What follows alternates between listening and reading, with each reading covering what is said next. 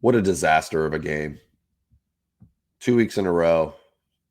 This is our recap video of the Bills versus Texans. Please like, comment, subscribe. Please forgive me. I have allergies. This is allergy season for me.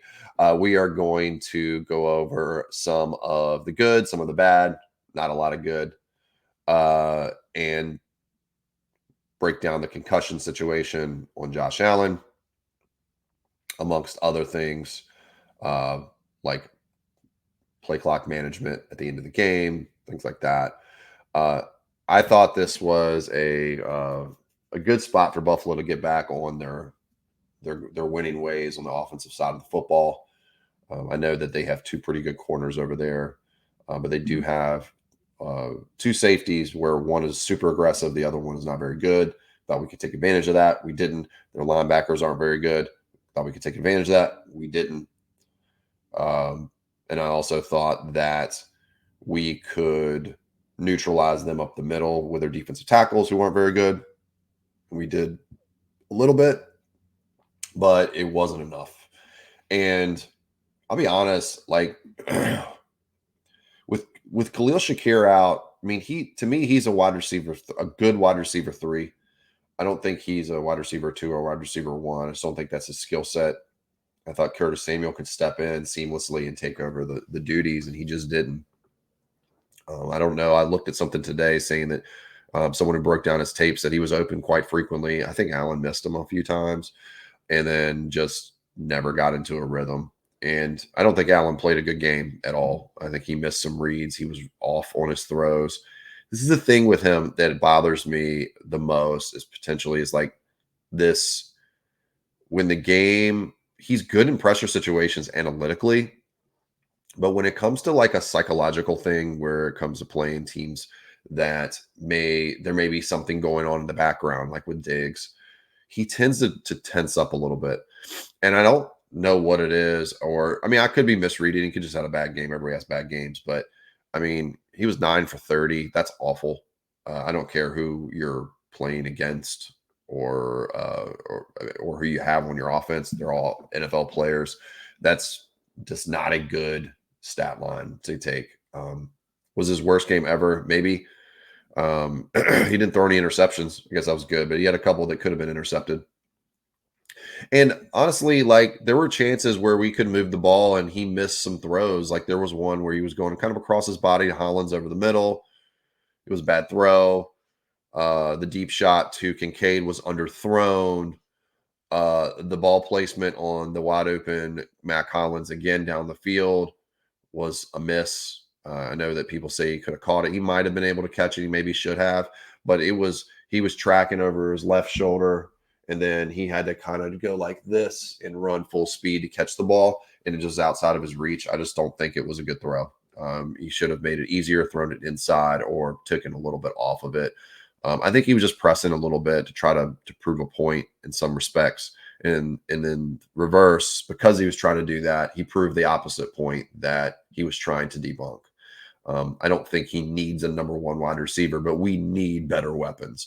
I think that was clear in this game that we just don't have enough guys to get separation. And we still almost won, but a lot of it, I think, was because Nico got hurt. Nico Collins for them got hurt on that one play, pulled up with his hamstring. But we're missing our best receiver as well, and a lot of defensive players. And I mean, we were equally banged up. So that's probably a good indication of what these teams are talent wise together. And who knows, if Allen played just an average game, we would have won this game for sure. Like, there's no question about that. So I think that's part of it. As far as the offensive side of the ball, I just want to start there. I think we're seeing the same problems the last 2 weeks where we're giving up pressures we shouldn't in the middle. Osiris Torrance has not been good this year. And David Edwards has actually been really good analytically, but he's just did not play well yesterday. He was beat a couple times up the middle. I did not see a ton off the edge getting beat, which is good. I mean, our tackles are probably our strong suit of our offensive line, which is a good thing. However, they just didn't. The middle just did not hold up against a bad defensive tackle group. I don't really know what the situation was there. I'll have to go back and look and kind of really break it down. But Wasn't good. He was off the spot all day. That didn't help Allen to get in a rhythm. I think the offense now has been not figured out, but teams have keyed in on some of our tendencies as it relates to how we like to start games. We'd like to, obviously, in our winning game, the games we won, we obviously like to start by getting into a rhythm by throwing down the backfield to running backs and receivers and in the screen game and getting the running game going. I think teams are now like, okay, we're just going to take that away. So you can't get into your rhythm and you're going to have to go down the field immediately. And we don't think your other receivers can beat us. And they can't. They don't target Keon Coleman enough. He's the only one that seems to be able to win, even when he's covered, which is kind of his MO. But it's still more than that. Like, we just don't have a dynamic player, even when Shakir's here. And that brings up the point with Dalton Kincaid. I told people earlier this year that Dalton Kincaid is not supposed, like, it's not ideal to bank on him being your number one option. Now, if he would hit 1,000 yards his first season or 10 touchdowns, whatever, sure. But I saw way too many disappearing acts from him where he'll have 2 good catches in a row. He did it in this game too. He had 2 good catches. And then Allen missed him on one. And then I don't know if he got any more targets. Like, or if he did, like, he wasn't open to get the targets. I don't know. Like, I haven't looked at the tape on it. I think a lot of people are extrapolating what they saw against Arizona, where he was triple teamed, and assuming that that's the case for all of the games we've played. And they're like, look at that. And then now that's the new narrative. And that's not an accurate narrative of him. I think he's a very good player. I think that I compared him much more to Dalton Schultz after what I saw last year than I do Travis Kelce. Doesn't mean he's a bad player. That's starting tight end step level. But it's really hard to bank your offense as your number one weapon being a tight end. It just doesn't work that way very often unless you have high-end players. And once again, this week, he disappeared. I just don't think that that's what we can do to win, to be successful. So is what it is. Defensively, Bishop made a mistake early, and so did Rasul Douglas, and they got beat on that touchdown. I think that's going to happen. Hamlin played awful again. I saw him give up multiple catches and just busted coverages. I just don't know why he's on the field. I think that they have a thing about him. They want him to be good, but he's not. And Mike Edwards needs to be in there. And him being on the field is taking away the ability from other DBs to do their job at this point.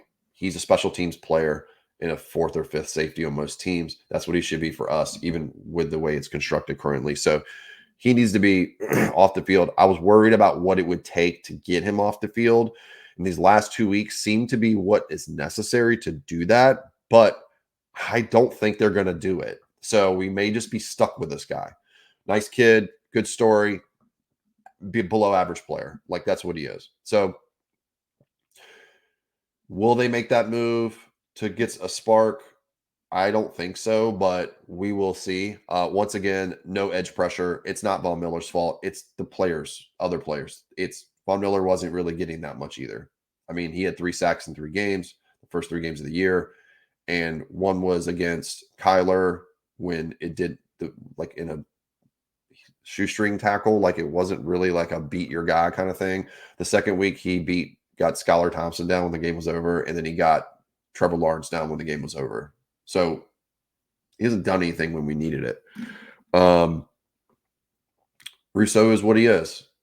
I was hoping that first game would show us that he's progressed, but he's doing what he's always done. He's the Gabe Davis of defensive ends. I heard somebody say that today on Twitter. I think that's a very good example of what he is.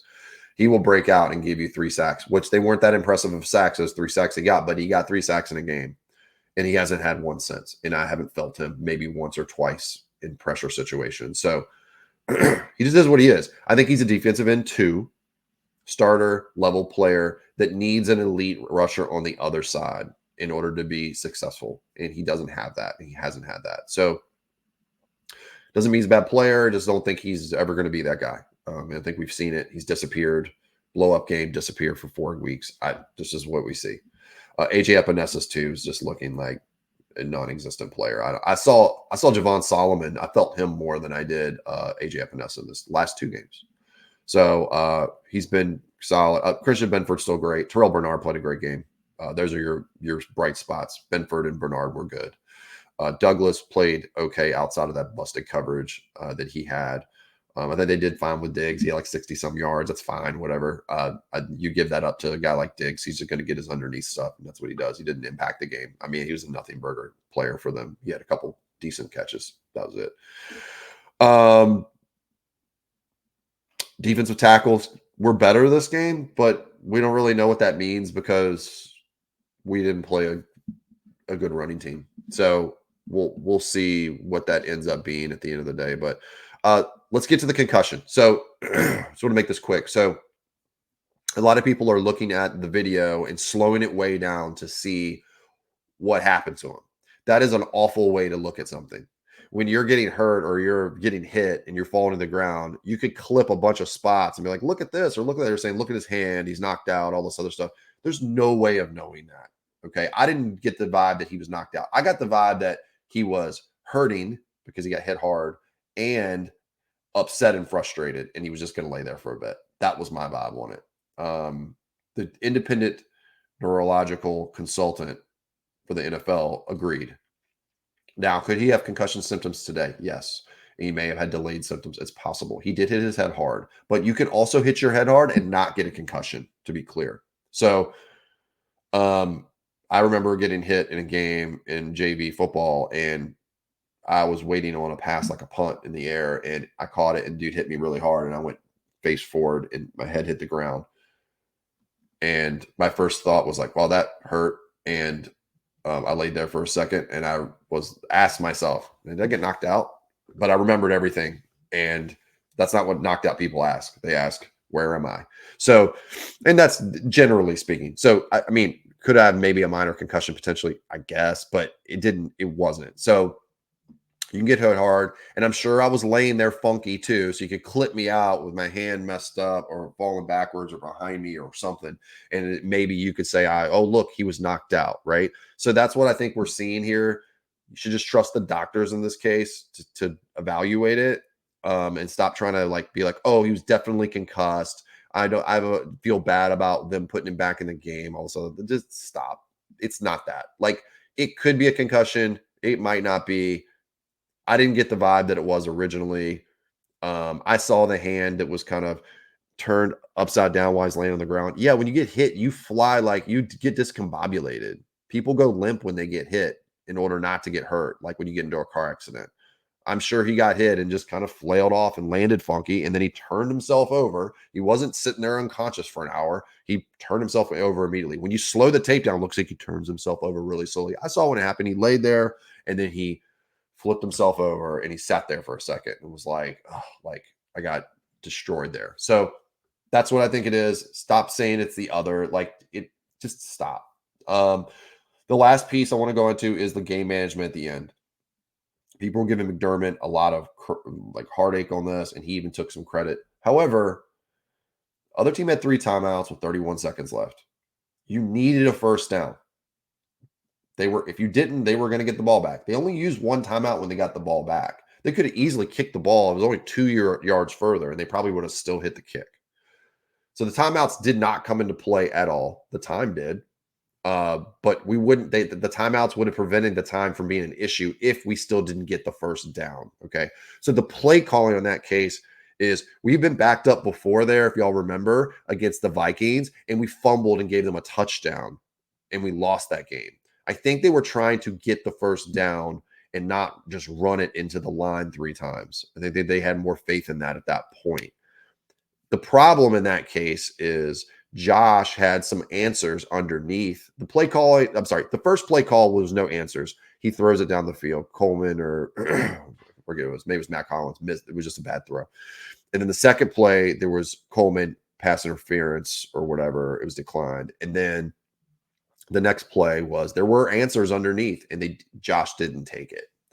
So I actually have a bigger problem with Josh's decision making there than I do Brady or McDermott. Could have been handled better, sure. But if he completes one of those passes for a first down, everyone's talking about how great McDermott is for being aggressive in that situation, not just running the ball 3 times and eat up the timeouts. So I don't think this is the egregious 13 seconds everyone's trying to make it be. But it is a situation where you could have made different decisions, but I don't think it would have been any different unless we got the first down, and that's what they were trying to do. So anyway, Jets this week, we're 3-2. We're in a bad spot. I think we're in a good spot timing wise with the Jets because they're coming out of London. I think that's a good look for us. I remember last year how we were deflated for a couple weeks after London. It's not a good trip. It's bad. It's hard on the players' bodies and minds and psychological damage. And they have a lot of psyche issues right now with how they're playing. So it's in New York, short trip, last of the road trip, 3 games. We need to win this game. If we do, we're back in business. They really need to figure it out. Last point, Brandon Beane, if he didn't know before this game, he should know now that the wide receiver position is a problem. Go get Amari Cooper. Don't get Devontae Adams. It costs too much money. Go get Cooper. Give up a second-round pick for it. Salvage the season. We need another weapon who can get down the field with speed and use route running to get open and create separation. There needs to be some pressure. One thing I noticed is the receivers on our team have a lot of pressure on them to win because there's no other options to take pressure off them with things like that. I think when Shakir's in the field, it's a little less noticeable because he can kind of create space in the middle of the field and it makes them kind of hedge their bets a little bit. But it's still not enough. The passing offense hasn't been good for a couple of weeks, and it honestly hasn't really been that great all year. I mean, we've had a couple really efficient outings, but nothing explosive other than the Jacksonville game. And you could argue that was a game where we just steamrolled and, padded stat. I mean, we didn't mean to pad stats, I don't think, but I think that they padded their stats in that game. And I think it's obvious. So I think you got to go get somebody. I think it's obvious. Do I think they're going to do anything? Absolutely not. I don't think this team really believes there's a real problem. And I don't think they're going to change that mindset all year. If they do, I'd be really surprised. I'd be excited if they got Amari Cooper. Like, I'd give them a second-round pick for him at his price point. I think he's only costing a couple $1 million. Like they restructured him like 2 weeks ago. I don't think it'll cost. Someone was online and said like $600,000. I don't know if that's possible, but I did hear something like 1.2 million as a hit that the new team would incur. That's definitely worth a second round. I know he's 30 years old, but he can still play. He played good yesterday. He's just been on an awful team. He's exactly the kind of player we need. He stretches defenses deep. He's got good hands. He's a great route runner. He creates separation. He would make an instant impact on our offense. I guarantee you they sign him. In 2 weeks, Allen's throwing for 300 yards a week again. And he's not even a legit number 1 receiver anymore. He's just a high end 2, I think, at this point. And that's all we really need. A lot of people talk about other players like Lamar and Pat not needing number 1 weapons. Pat has the number 1 tight end of all time. He has 2 first-round receivers. 2 second-rounders, 2 first-round receivers. Rashee Rice. He's got a first-rounder from this year. Last year he had Rashee, who was really good, in addition to Kelsey and I guess the other receivers outside of them weren't great last year, but Buffalo doesn't have anybody on those levels. Buffalo doesn't have anybody Rashee Rice or Travis Kelsey's level. That's the point. Second thing is Lamar. Like, dude, he has like 3-4 first-round wide receivers on that team and a top 3 tight end and a number 1 running back in the league and a good offensive line. Like, get over it. Like, this is not an accurate 1-for-1 comparison when you talk about what Josh has and what these guys have. Josh is deficient at a wide receiver outside of Khalil Shakir at this point. And Keon Coleman's learning. He had a good game. Well, he had 1 good catch. It was good to see him get a catch and go yards after the catch, get 49 yards and a touchdown and run up the sideline. Like, obviously he's not that slow. He's fast enough. So that was good to see. But yeah, we need somebody. We gotta upgrade. So please like, comment, and subscribe. I will have a preview video later this week probably. And thanks for coming out.